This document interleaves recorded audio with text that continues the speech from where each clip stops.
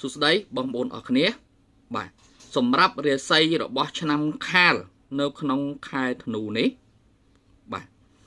បើបងប្អូនជាអ្នកធ្វើការនៅតាមស្ថាប័នឬអង្គភាពការងារផ្សេងបាទនឹងទទួលបានលាភសំណាង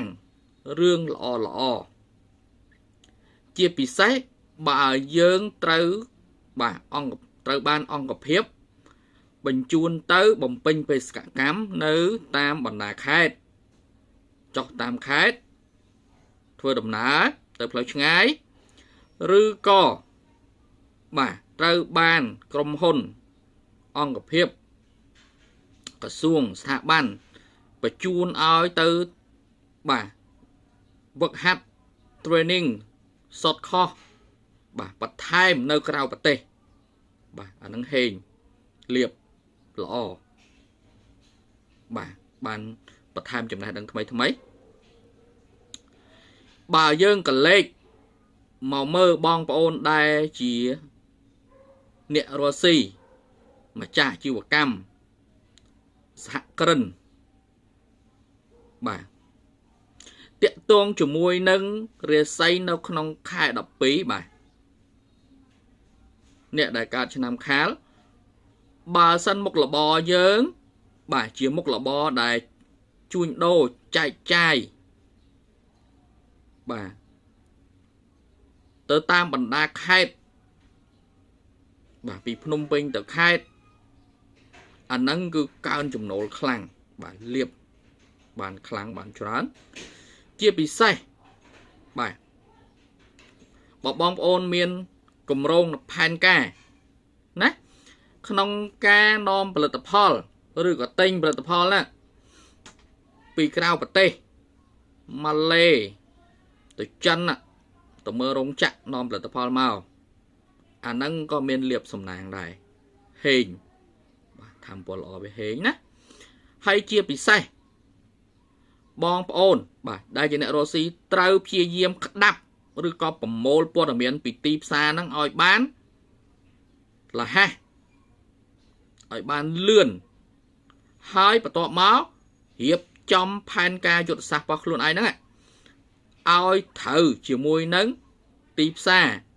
ឲ្យត្រូវជាមួយនឹងតម្រូវការរបស់អតិថិជនអាហ្នឹងដឹងតែបានលុយបានលៀបហើយបាទចុងក្រោយទាំងបងប្អូនដែលជាអ្នកធ្វើការក្តីដែលជាអ្នករស់ស៊ីក្តីណាប្រយ័ត្នប្រយែងរឿងទាស់តែងខ្វែងគំនិត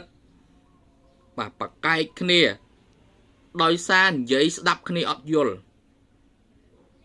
បងប្អូនត្រូវប្រយ័ត្នឡើយហ្នឹងណាពេលខ្លះវាមិនមែនជារឿងធំដុំអីទេប៉ុន្តែនិយាយទៅម្នាក់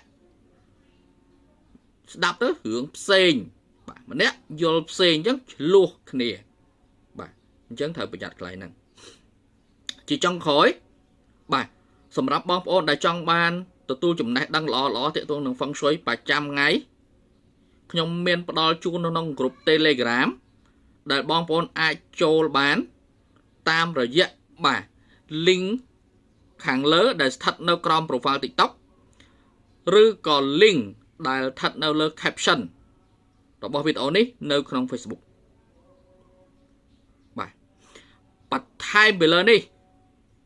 ពេលបងប្អូនចូលក្នុងក្រុមបងប្អូនក៏អាចទាញយកបាទសៀវភៅ